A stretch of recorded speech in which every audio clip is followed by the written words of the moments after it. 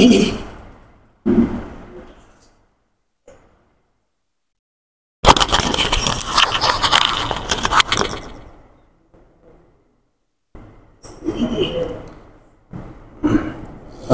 عليكم ورحمة الله وبركاته.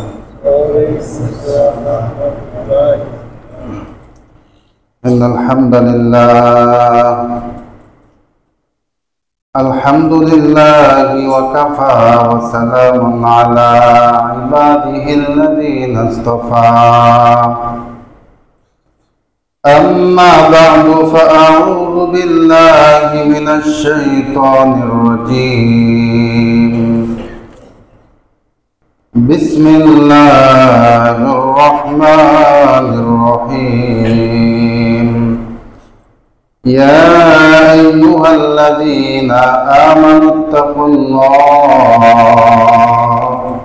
وذروا ما بقي من الربا إن كنتم مؤمنين.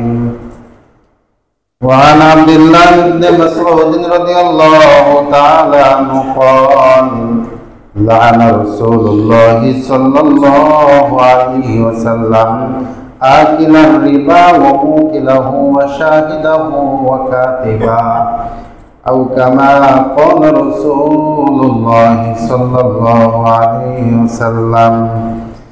وقال تعالى: إن الله وملائكته يصلون على النبي يا أيها الذين آمنوا صلوا عليه وسلموا تسليما. اللهم صل على محمد وعلى آل محمد كما صليت على إبراهيم وعلى آل إبراهيم إنك حميد مجيد. اللهم بارك على محمد وعلى آل محمد كما باركت على إبراهيم وعلى آل إبراهيم إنك حميد مجيد. الحمد لله. আল্লাহ তাআলা দরবারে শুকরিয়া জ্ঞাপন করছি এই জন্য যে আল্লাহ তাআলা আমাদেরকে দুনিয়াবি ব্যস্ততার থেকে ফারিগ হয়ে আল্লাহ তাআলার হুকুম জুমার নামাজ আদায়ের উদ্দেশ্য নিয়ে আল্লাহর ঘর মসজিদে আসার বসার, কোরআন এবং সুন্নাহের আলোকে দু চারটি কথা বলবার এবং শুনবার তৌফিক দিয়েছেন। এই জন্য রব্বুল ইজ্জতের দরবারে শুকরিয়া জ্ঞাপন করি আলহামদুলিল্লাহ। আরও শুকরিয়া আদায় করি আল্লাহ তাআলা আমাদেরকে সুস্থ এবং সবল রেখেছেন এবং এই সুস্থতা নামক নিয়ামতের জেরেই মূলত আমরা আল্লাহ তাআলার হুকুম আদায়ের জন্য আল্লাহর ঘর মসজিদে আসতে পেরেছি। এজন্য শুকরিয়া আদায় করি আলহামদুলিল্লাহ।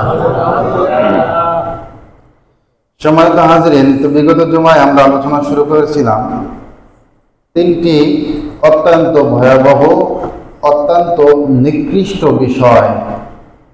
নিকৃষ্ট হারাম বিষয় নিয়ে, সুদ, ঘুষ এবং দুর্নীতি নিয়ে আলোচনা করব বলে আমরা শুরু করেছিলাম।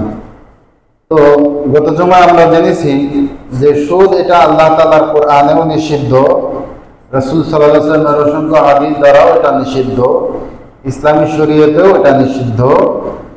এরপরে সামাজিক দৃষ্টিতেও এটাকে নিষিদ্ধ না হলেও অন্তত নিন্দিত, ঘৃণিত চোখে দেখা হয়।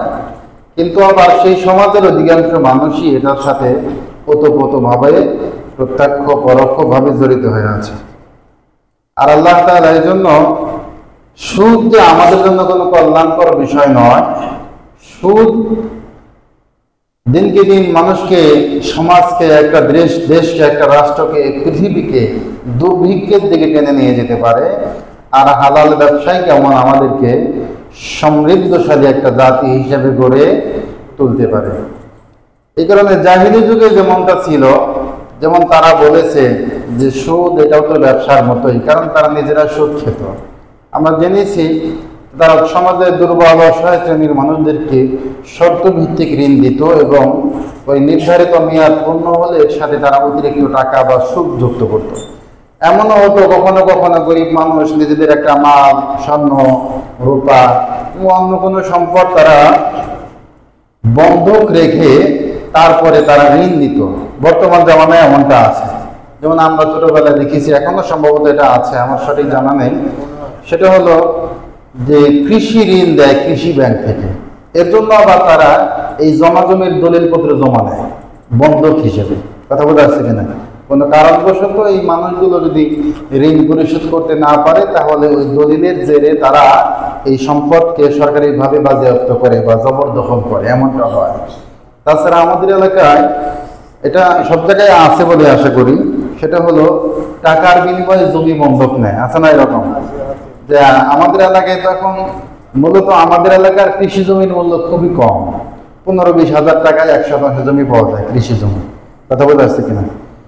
এবং কি এখন আমাদের বাড়ির যে ভিটা, এটাও মাত্র 20 বছর আগে আমার আব্বা 18-20 হাজার টাকা শতক করে কিনেছিল। এখন সেটা বেড়ে লাখ টাকায় অবশ্যই পৌঁছায় না, ঠিক আছে কথা, এখনো অনেক কম। তবে এই সুদ ভিত্তিক না, এই যে বন্ধকের যে রীতি, এই রীতিতে এখনো ওখানে প্রচুর, বিশেষ করে কৃষি জমা জমি ভাড়া চলে। অর্থাৎ বলা যায় প্রায় ক্রয় মূল্য পরিমাণ সম্পদ, যেমন আমাদের এলাকায় 1 বিঘার হিসাব হলো 40 শতাংশ। 1 বিঘা জমি এই বন্ধকিতে নেওয়ার জন্য জমির মালিক পক্ষ যাকে জমি দিবেন তার কাছ থেকে 2-4-5 লক্ষ পর্যন্ত টাকা নিয়ে থাকে। কথা বোঝা যাচ্ছে কিনা?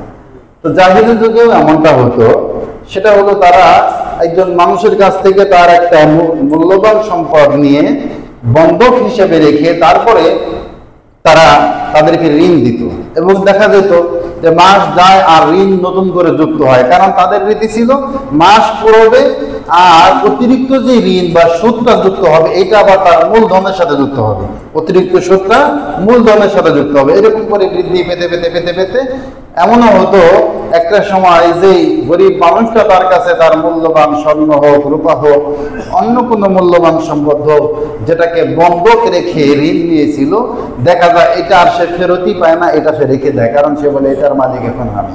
কথা বলে আসছে কেন? এমনটা হতো।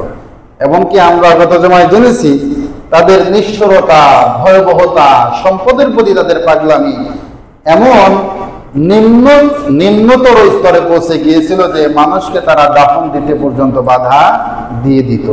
এই জামানায় শুধুমাত্র সুদের লাভের অংশের জন্যই বাধা দেয় না, এই জামানায় আরো অনেক কারণেই আমরা অনেক সময় পেপার পত্রিকায় দেখি যে লাশ দাফনে বাধা দেয়, সেটা আবার পরের চাইতে আপন মানুষ বেশি। কথা বলেন ঠিক না বেশি?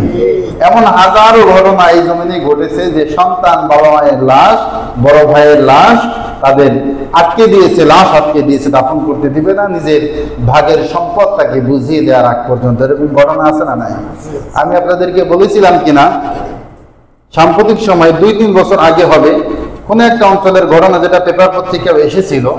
সেটা ছিল এমন যে একজন ব্যক্তিকে যখন দাফন করে তার আপনজন কবরস্থান থেকে বের হয়ে যাবে, ঠিক তেমনি কবরস্থানের ঠিক পাশের জমি বা পাশের প্লটে দাঁড়িয়ে একজন নারী সে আল্লাহর কাছে ফরিয়াদ করতেছে যে আয় আল্লাহ, যাকে দাফন করা হলো সে দুনিয়ার সম্পর্কে আমার ভাই, কিন্তু 30 বছর যাবৎ সে আমার বাবার সম্পত্তির ভাগ থেকে আমাকে বঞ্চিত রেখেছে।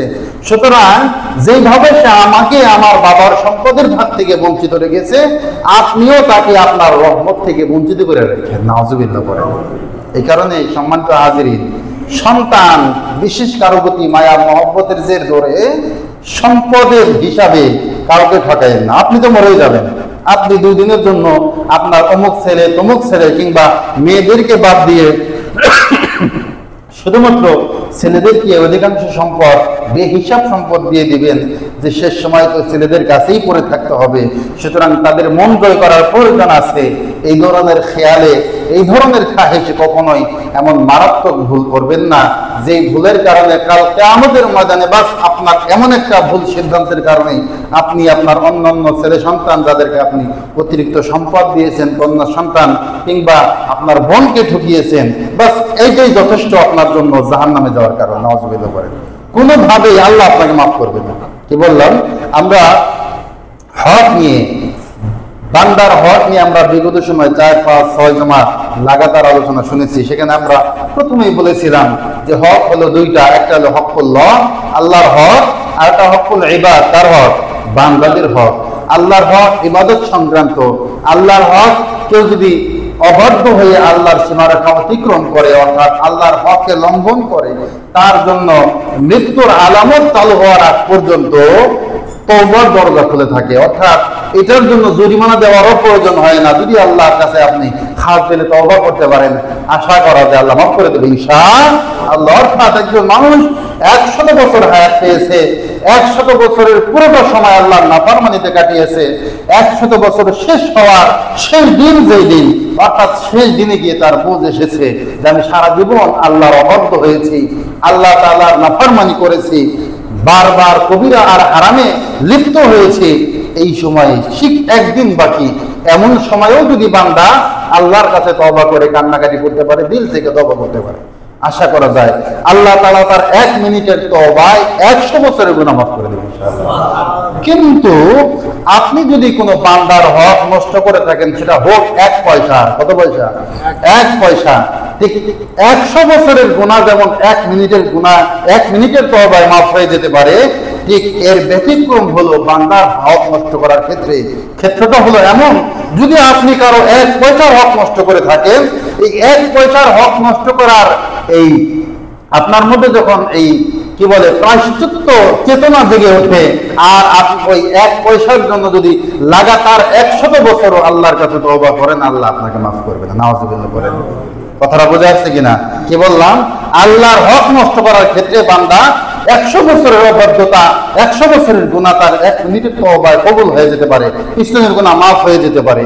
কিন্তু যখন বান্দার হক সে নষ্ট করেছে, সেটা 1 পয়সারও যদি হয়, 100 বছর লাগাতার সিজদায় পড়ে কপাল বসে আল্লাহর কাছে চাইলেও আল্লাহ তাকে মাফ করবে না। এই জন্য বান্দার হকের ব্যাপারে আমাদেরকে সর্ব অবস্থায় সচেতন থাকতে হবে, সজাগ থাকতে হবে। কোনোভাবেই কোনো মানুষ, অন্য কোনো, শুধু মানুষই হবে কেন, অন্য কোনো প্রাণীও যেন আমার দ্বারা জুলুমের শিকার না। শুধুমাত্র এটাই ভাববেন না যে কেউ আমার, কাউকে আমি 2 টাকা ঠকাইছি এই জন্যই তার কাছে আমি ঋণ না। কাউকে যদি আপনি কোনোভাবে জুলুম করে থাকেন, অন্যায়ভাবে ধমক দিয়ে থাকেন, গায়ে হাত তুলে থাকেন, কারোর প্রতি আপনার ক্ষমতা দেখিয়েও যদি তাকে দুর্বল করার চেষ্টা করে থাকেন, এটাও তার হক, তার অধিকার নষ্ট করার শামিল। এই জন্য আপনি তার কাছে ঋণগ্রস্ত আছেন, তার কাছে ক্ষমা চাওয়া না পর্যন্ত আল্লাহ আপনাকে আমাকে ক্ষমা করবে না। নাউযুবিল্লাহ বলেন। আল্লাহ তাআলা আমাদেরকে বান্দার হকের ব্যাপারে সচেতন থাকার তৌফিক দান করুন, সতর্ক থাকার তৌফিক দান করুন। তো যেটা বলতেছিলাম, যে তৎকালীন সময় মুশরিকরা বলতো সুদ তো ব্যবসার মতোই, ব্যবসা তো সুদের মতোই, একই তো হইল। আল্লাহ তার জবাবে বলে দিয়েছেন, ওয়া হাল্লাল্লাহুল বাইআ ওয়া হারামার রিবা। না না, তোমাদের কাছে এটাকে একই রকম মনে হলেও আল্লাহ তাআলা সুদকে হারাম করেছেন আর ব্যবসাকে হালাল করেছেন, বৈধ করেছেন। যেরকম ভাবে আমি বললাম যে তারা সম্পদের জন্য এতটাই পাগল করা হয়ে যেত যে মানুষকে দাফন পর্যন্ত করতে দিত না। এই জন্য আল্লাহ তাআলা তাদের ব্যাপারে জানিয়ে দিয়েছেন যে কোরআনে কারীমের মধ্যে বলেছেন যে কিয়ামতের ময়দানে এই সুদখোর যারা হবে, যারা সুদের নেশায় পাগল উন্মাদ হয়ে থাকতো, তাদের ব্যাপারে আল্লাহ বলেন যে এরা কিয়ামতের ময়দানে এমন ভাবে দাঁড়াবে, সমগ্র দুনিয়ার মানুষের সামনে হাসরের ময়দানে এমন ভাবে দাঁড়াবে, সেখানেও তারা এরকম মাতলামি পাগলামি ভাব তাদের মধ্যে থাকবে। আর দুনিয়ার সকল মানুষ এদেরকে দেখে চিনে ফেলবে যে দুনিয়ায় সেই সকল সুদখোর যাদের ব্যাপারে আল্লাহ তাআলা বলেছেন, আল্লাযীনা ইয়াকুলুনার রিবা লা ইয়াকুমুনা ইল্লা কামা ইয়াকুমুল্লাযী ইয়াতাখাব্বাতুহুশ শাইতানু মিনাল মাস। আল্লাহ বলেন যারা সুদ খায়, লা ইয়াকুমুনা ইল্লা কামা ইয়াকুমুল্লাযী ইয়াতাখাব্বাতুহুশ শাইতানু মিনাল মাস। আল্লাহ বলেন কিয়ামতের ময়দানে তারা এমন ওই ব্যক্তির মতো হয়ে দাঁড়াবে, ওই ব্যক্তির মতো তারা কিয়ামতের ময়দানে দাঁড়াবে যেই ব্যক্তিকে যেন দুনিয়ায় কোনো শয়তান তাকে স্পর্শ করার মাধ্যমে, ধোঁকা দেওয়ার মাধ্যমে পাগল বানায় দিছে। এই সুদখোররাও সেদিন শয়তানের ছোঁয়ায় পাগল হয়ে যাওয়া ব্যক্তিদের মতো হেলতে দুলতে দুলতে সেখানে দাঁড়াবে। নাউযুবিল্লাহি মিন যালিক। কথা বলে আসছি কিনা? আল্লাহ তাআলা প্রাথমিকভাবে আমাদেরকে বলেছেন যে তোমরা সুদ খেও না। ইয়া আইয়ুহাল্লাযীনা আমানু লা তাকুলুর রিবা আদআফা মুদাআফা, যে তোমরা এই চক্রবৃদ্ধি হারে যে সুদ হয়, অর্থাৎ মাস যায় আর এটার সাথে অতিরিক্ত অর্থ যোগ হয়, মাস যায় অতিরিক্ত অর্থ যোগ হয়, এই ধরনের সুদ তোমরা খেও না। ওয়াত্তাকুল্লাহ লাআল্লাকুম তুফলিহুন, আল্লাহকে ভয় করো, আল্লাহ তাআলাকে ভয় করো, লাআল্লাকুম তুফলিহুন, সফল হয়ে যাবে তোমরা।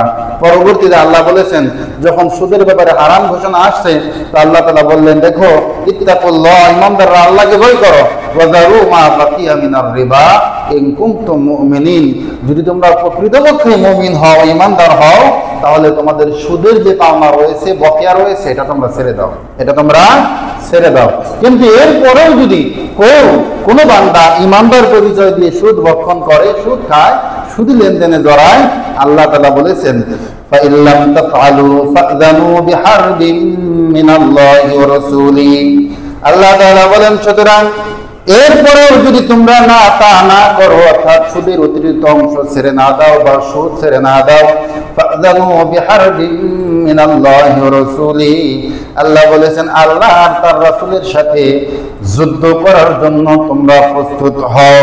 ওয়া ইন তুবতুম ফালাকুম রুউসু আমওয়ালিকুম, আর যদি তোমরা তওবা করো, পিছনের বকেয়া সুদ মওকুফ করে দাও, আল্লাহ বলেন ফালাকুম রুউসু আমওয়ালিকুম, তাহলে তোমরা তোমাদের সম্পদের মূলধনটা ফেরত পাবে। অর্থাৎ হারাম ঘোষণা হওয়ার আগ পর্যন্ত, এর আগ পর্যন্ত তোমরা যত সুদের লেনদেন করেছো, এখন যেহেতু হারাম ঘোষণা হয়ে গিয়েছে, সুতরাং তোমাদের জন্য কর্তব্য হইল, যাদের কাছে তোমরা সুদি লেনদেন করেছো, সুদের অংশ ছেড়ে দাও। যদি সুদের অংশ তোমরা ছেড়ে দাও, তাহলে ফালাকুম রুউসু আমওয়ালিকুম, তাহলে তোমরা তোমাদের সম্পদের মূলধন যেটা আছে, মূল সম্পদ, সেটা ফেরত পাবে। আল্লাহ বলেন, লা তাযলিমুনা ওয়া লা তুযলামুন, তোমরা জুলুম করো না, তাহলে তোমাদের উপরেও জুলুম করা হবে না। অর্থাৎ আজকে তুমি জুলুম করো না, কালকে তোমাদের উপরে জুলুম করা হবে না ইনশাআল্লাহ। আল্লাহ তাআলা আমাদের তৌফিক দান করুন।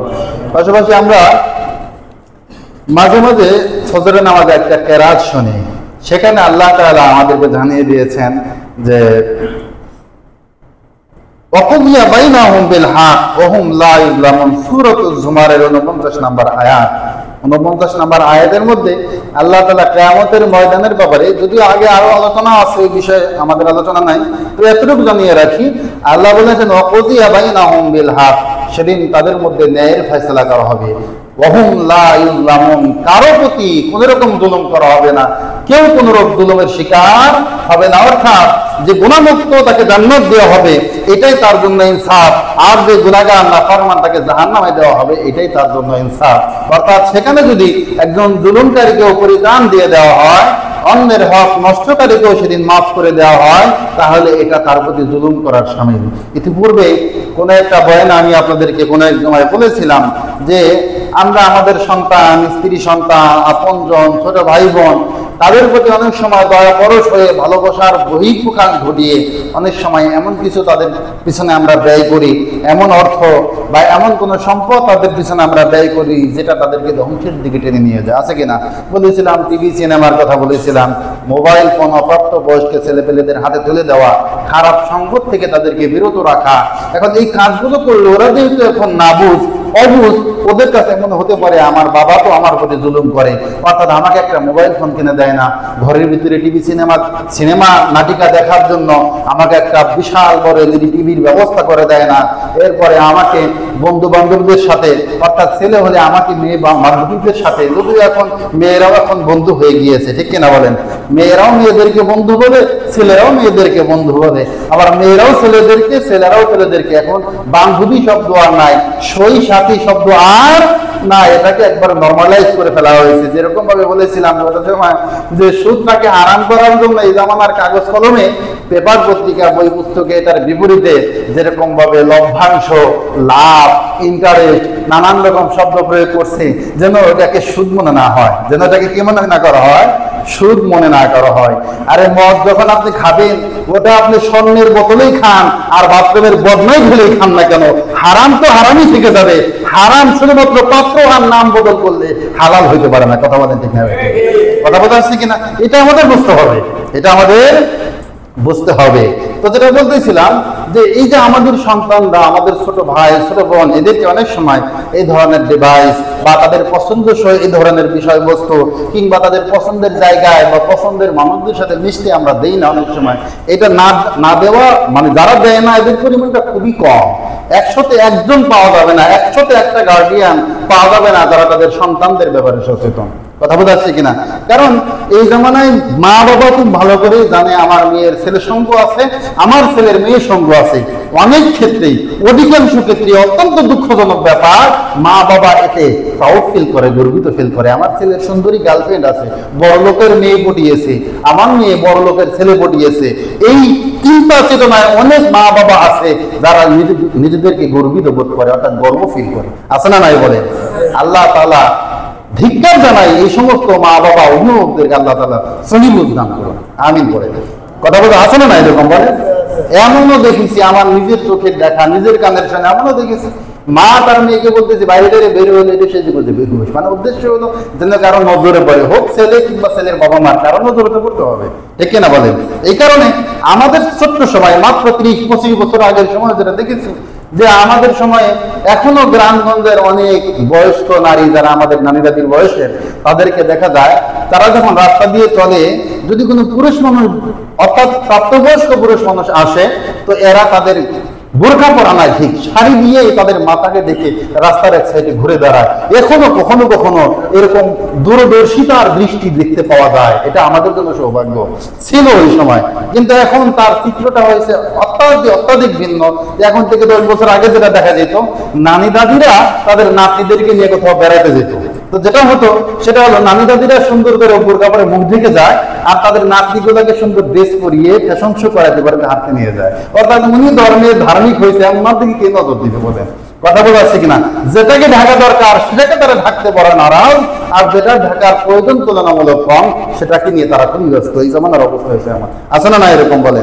তো যেটা বলতেছিলাম যে তাদের দৃষ্টিতে এটাকে জুলুম মনে হতে পারে যে আপনার মেয়ে, আপনার ছোট বোন বলতে পারে যে আমার সই সাথীরা, আমার বান্ধবীরা তারা এরকম সুন্দর ড্রেস আপ করে বাইরে ঘুরতে বেড়াতে যায়, অথচ আমাকে একা ছেড়ে দেওয়া হয় না, আমাকে বোরকা পরতে বাধ্য করা হয়, এটা তো আমার প্রতি জুলুম করা হচ্ছে মনে হচ্ছে। আমাকে একটা মোবাইল ফোন দেওয়া হয় না, আমাকে এটা দেওয়া হয় না, সেটা দেওয়া হয় না। অর্থাৎ এমন সকল বস্তু তাদের চাহিদা যেগুলো তাদের ক্ষতি আর ধ্বংসের কারণ হয়, এগুলো না দেওয়ার কারণে, তাদের জন্য এই সকল ব্যবস্থা না করার কারণে তারা মনে করছে আমার গার্ডিয়ান, আমার বাবা, আমার মা, আমার বড় ভাই, আমার বড় বোন, তারা আমার প্রতি জুলুম করছে। অথচ আল্লাহ তাআলা বলেছেন যে এটাই তাদের জন্য ইনসাফ। যেটা বললাম যে অহুম লা ইউযলামুন, তাদের প্রতি জুলুম করা হবে না মানে কি? মানে কাউকে শাস্তি দেওয়া হবে না, সবাইকে জান্নাত দিয়ে দেওয়া হবে, এমন নাকি বলেন? জুলুম করা হবে না তার মানে এই না যে কাউকে শাস্তি দেওয়া হবে না, সবাইকে মাফ করে দেওয়া হবে। জুলুম করা হবে না তার মানে হলো এই যে যতটুকুর প্রাপ্য তাকে ততটুকুই দেওয়া হবে না। অর্থাৎ কেউ যদি বেশি গুনাহ করে সেটা কম দেখিয়ে তাকে শাস্তির থেকে বাঁচায় জান্নাতে দেওয়া হবে না, আবার যদি কেউ বেশি আমল করে তার আমলটাকে কম করে গুনাহটাকে বেশি করে তাকে জাহান্নামে দেওয়া হবে। অর্থাৎ যে যতটুকু প্রাপ্য তাকে ততটুকুই দেওয়া হবে। এই জন্য আল্লাহ বলছেন যে লা তাজলিমুন, আজকে জুলুম করো না, ওয়ালা তুজলামুন, তাইলে তোমরা জুলুমের শিকার হবে। আল্লাহ তাআলা আমাদেরকে সহি বুঝ দান করুন। তো যেটা বলতেছিলাম যে আপনারা জানেন আমাদের গ্রামগঞ্জে এখন এমন পাওয়া যায় যে এই যে সুদ এতটাই ভয়াবহ, নিকৃষ্ট, এরা আল্লাহ তাআলার কাছে কোনোদিনও সম্মানের যোগ্য হতে পারে। এমনকি জানেন এই গর্তের পোকামাকড় পর্যন্ত এদের পায়ে সব এলে দৌড়ে পালায়। গ্রামগঞ্জে অনেক তদবির কারক যারা আছে না, দেখবেন যে অনেকেই ফসলি জমিতে অতিরিক্ত পোকামাকড়ের জন্য তদবিরের ব্যবস্থাও করে। জানেন একটা ডিব্বার মধ্যে একটা কাগজে কি লেখা থাকে, কার কাছ থেকে আনছে, এটাকে জমিনে ঝুলায় দেয়, পোকামাকড় চলে যায়। কারণ কি জানেন? কারণ হলো অনেক তদবির কারকদের কাছ থেকে, অনেক বললে বোঝাবে একাধিক, সরাসরি শুনেছি বা যারা তদবির নিয়েছে তাদের কাছ থেকে শুনেছি যে এরা কি করে, এই ক্ষেত খামারের পোকামাকড় দূর করার জন্য কয়েকটা নাম করা সূত্রের নাম লিখে টাঙ্গায় দেয় তদবিরের ভিতরে। আছে না নাই? শুনছেন আপনারা? আছে, এটার ফলাফল পাওয়া যায়। অর্থাৎ এটা যদি বাস্তব, অবশ্যই বাস্তব, আমরা দেখেছি যেহেতু, তো এবং অনেকে এটার ফলাফল পেয়েছেন। অর্থাৎ এটার একটা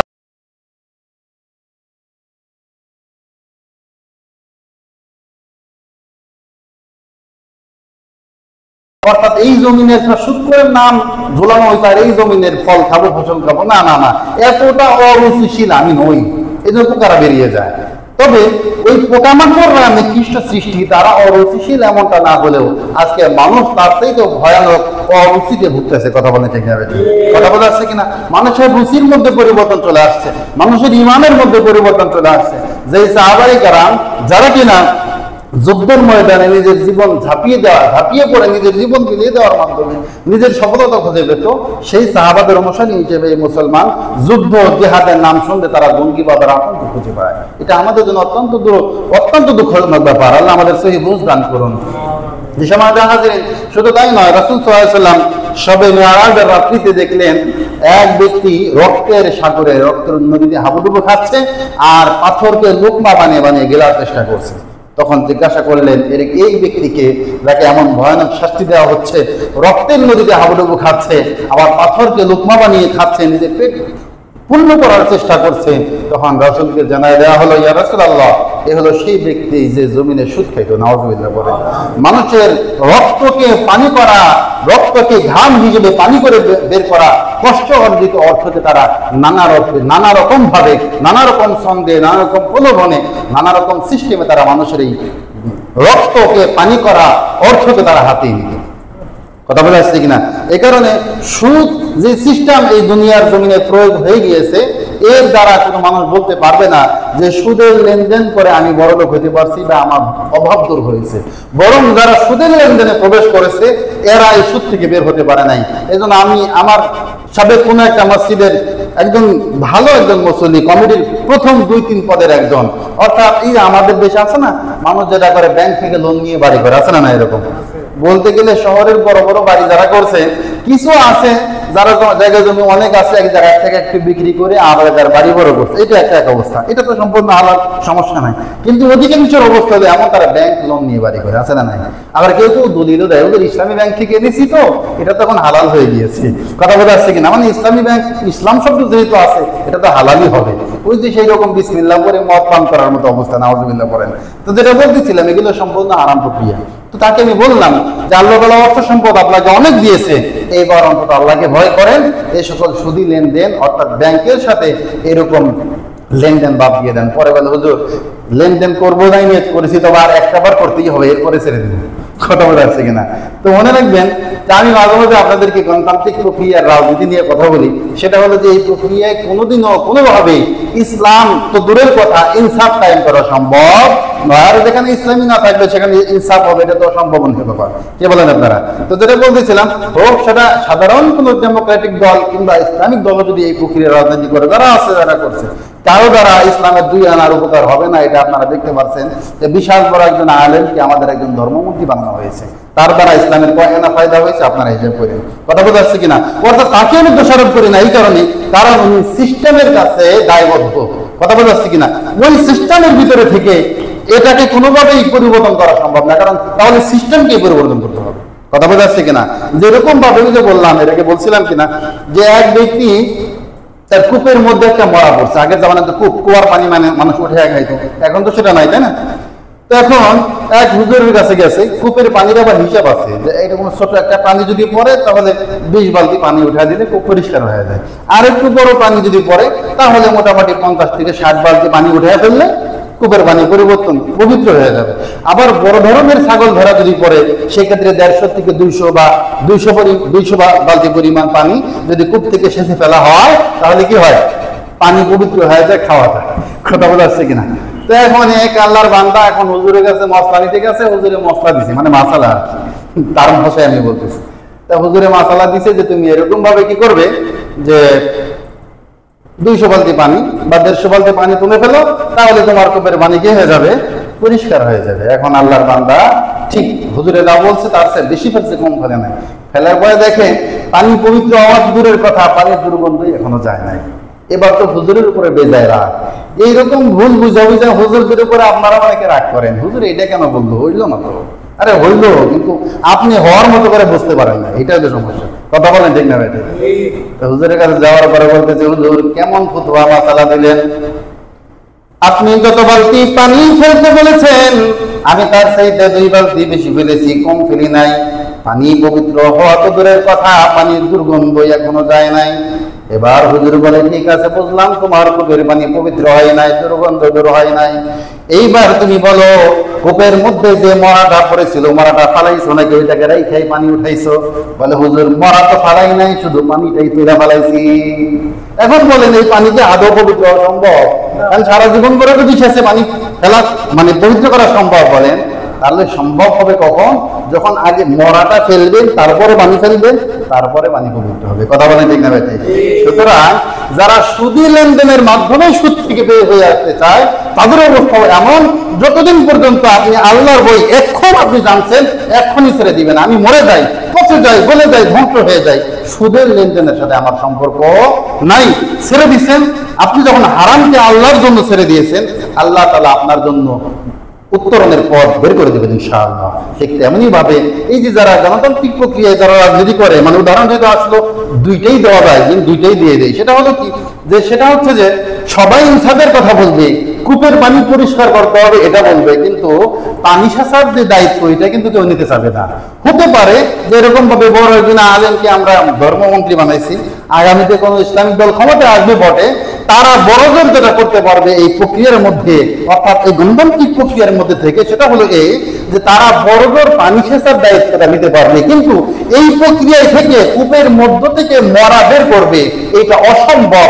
যেরকম সম্ভব একটা সূচের ফুটো দিয়ে একটা হাতি টেনে বের করা, ঠিক ততটুকুই অসম্ভব এই সিস্টেমের মধ্য থেকে কূপের মরাকে টেনে বের করা। কথা বলেন ঠিক না বেঠিক?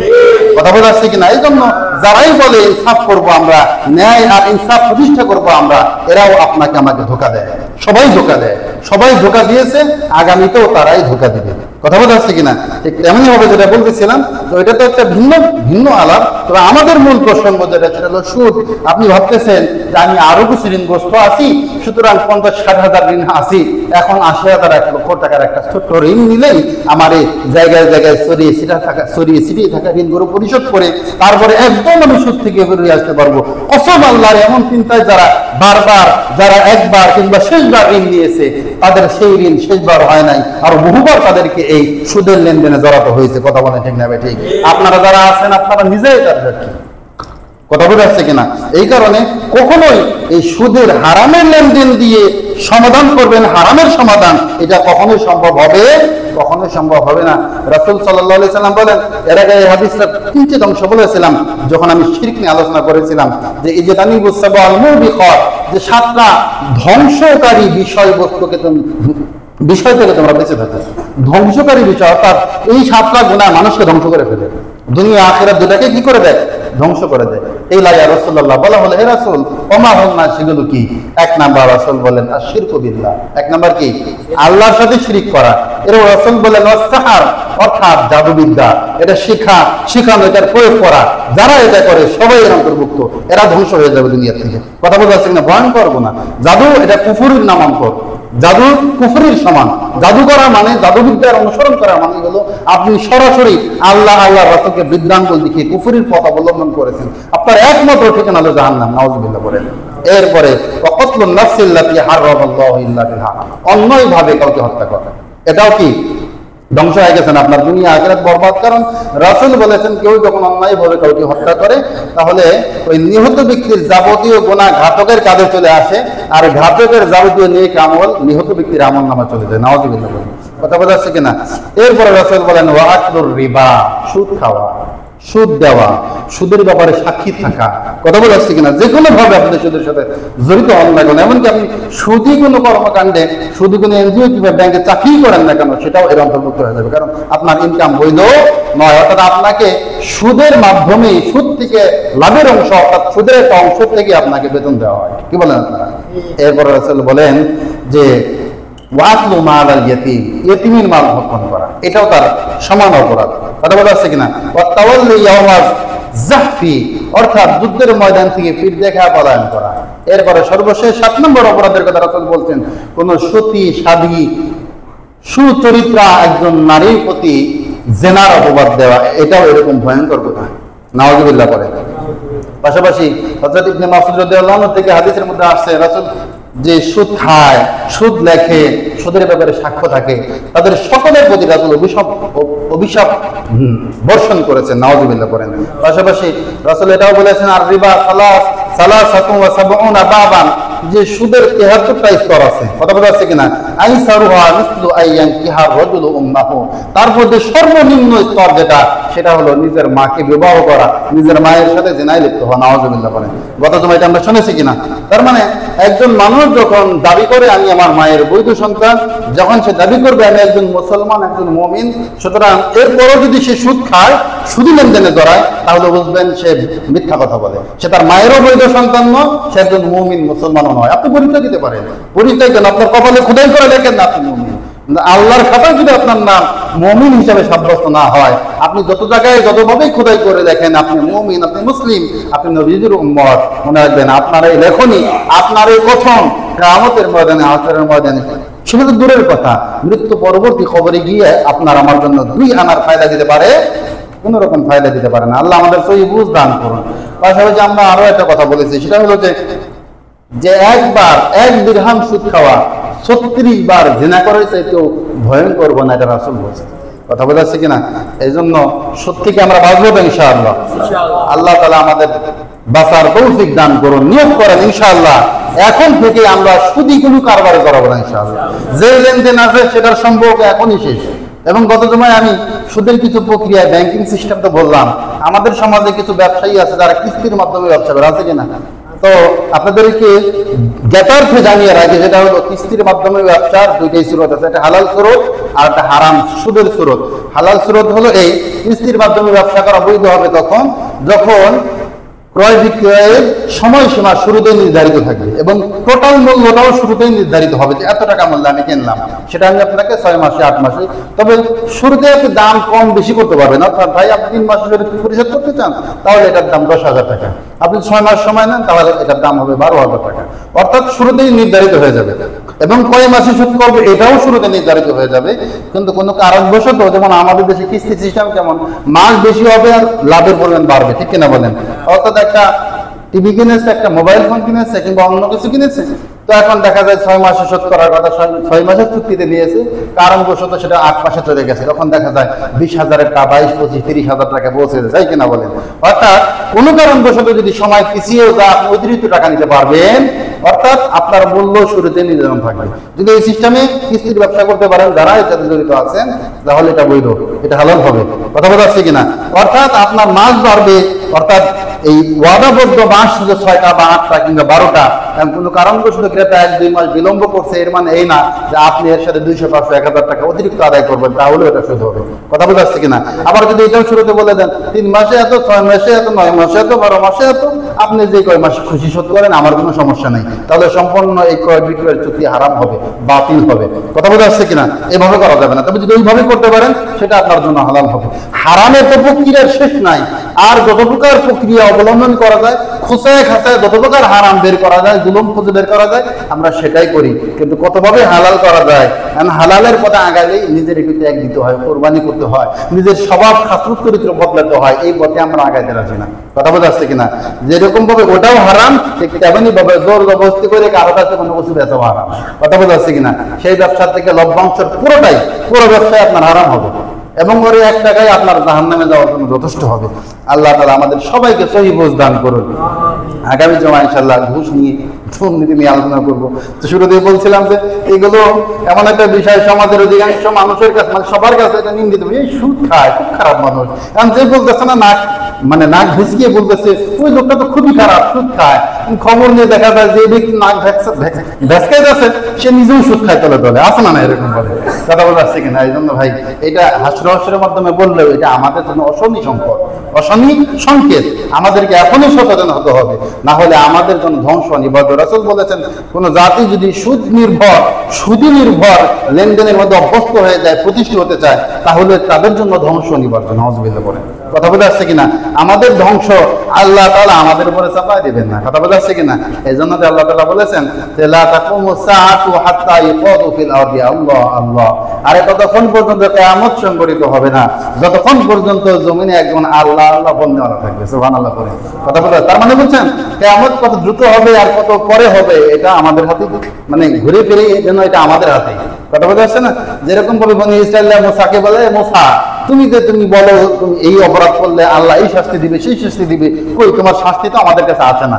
অর্থাৎ ওরা যেরকম ভাবে শাস্তিকে নিজেদের বিপক্ষে টেনে আনতো, আমরা ওইরকম ভাবে মুখে না বললেও আমরা আমাদের কর্ম দিয়ে এটাই বোঝাতে চাই, অর্থাৎ আযাব আসে না কেন, কিয়ামত হয় না কেন, কিয়ামত আপনার আমার কারণেই হবে।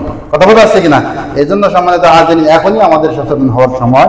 কোনোভাবে সুদি লেনদেন, বান্দার হক, এটাও বান্দার হক নষ্ট করার এই শামিল। আপনি একজন অসহায় মানুষ, বিপদগ্রস্ত মানুষ, আল্লাহ তাআলার বিপরীতে বলেছেন, কর্জে হাসানার পথ খুলে দিয়েছেন, যে কর্জে হাসানার ব্যাপারে আল্লাহ রাসূল বলেছেন কেউ যদি কাউকে কর্জে হাসানা দেয়, কর্জে হাসানা কাকে বলে?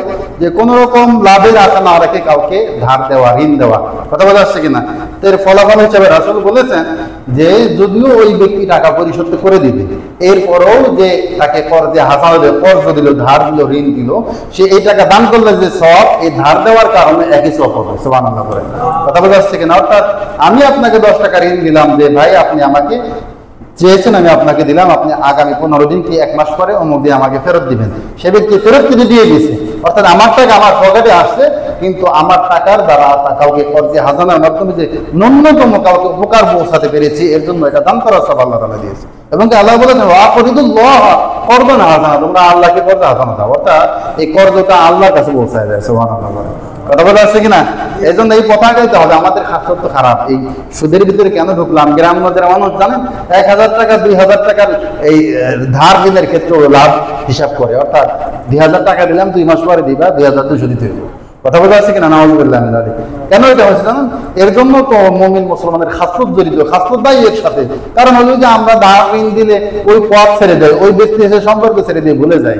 এমন অবস্থায় এমন পাওনাদাররা বলে যে আমাদের দোকানদাররা তো অনেকে এখানে আজের ব্যবসা করেন, জানেন ভাই, যে হুজুর এখন এদের অবস্থা হচ্ছে এমন, তো টাকা পাই আমি, কিন্তু তাকে দিকে আমার শরমে মাথা নিচু করে থাকতে হয়, সেই রাস্তা দিয়ে আড়াই মাথা দিচ্ছে।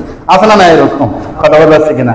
যারা বাকিদের দোকানে লেনদেন করেন, আপনি কারো 2 4 5 টাকা 10 টাকা 2 4 হাজার টাকা মেরে দিয়েছেন, দিলেন না, আপনি ভাবলেন আপনি লাভবান হইলেন, অথচ আপনি লাভবান হইতে পারেন না। সম্মানিত হাজিরিন, প্রিয় ভাই, এর দ্বারা আপনি আপনার আখিরাত বরবাদ করে ফেলেছেন। ওই বেটা ঠকছে, সে ঠকে নাই, সে জিতে গিয়েছে। কাল কিয়ামতের ময়দানে আপনার সকল নেকি সকল আমল নিয়ে জান্নাতে চলে যাবে, আর তার সকল গুনাহ নিয়ে আপনি জাহান্নামে যাবেন। কথা বলে আসছে কিনা? আল্লাহ আমাদের সহিহ বুঝ দান করুন। ওয়া আখিরু দাওয়ানা আলহামদুলিল্লাহি রাব্বিল আলামিন। আজকে 3-4 মিনিট সময় বেশি